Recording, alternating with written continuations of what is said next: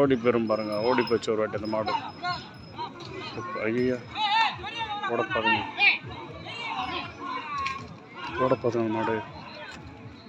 தான் ஓடி போச்சு. பொண்ணாட்டு கண்ட்ரோல் இல்லை. வச்சு பாருங்க.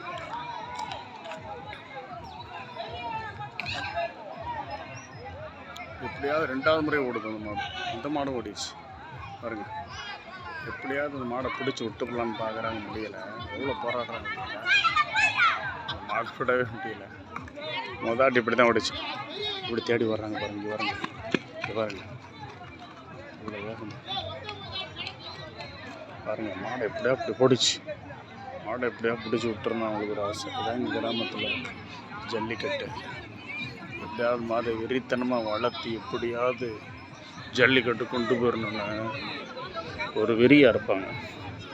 மாடு வளர்த்து கொண்டு ஜல்லிக்கட்டில் போய் விட்டுறது ஒரு பெருமையாக நடப்பாங்க. ஆச்சரியமாக இருக்கும் பார்க்குறதுக்கு. இங்கே பாருங்க, இதுவும் ஓடி போச்சு கூட வந்தது. இது பால் மாடு கொண்டு இருக்கு.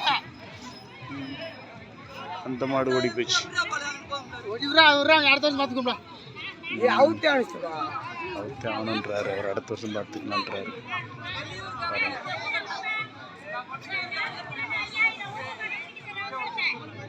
ஒரு 5000 தராங்க.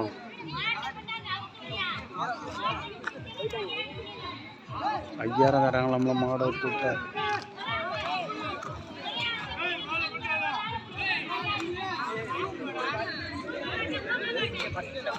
வர்றா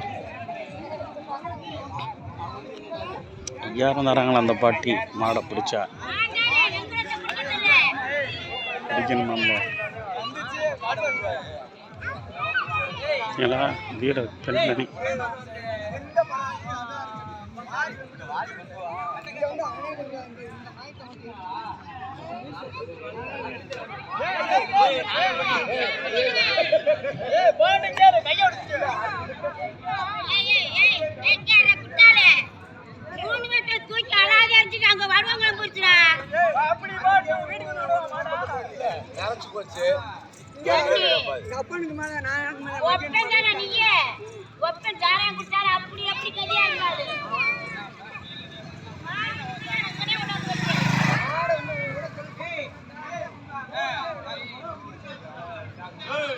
நம்ம 5000 கட்டுறேன்றாங்க. இதுக்கு நடக்கணும்.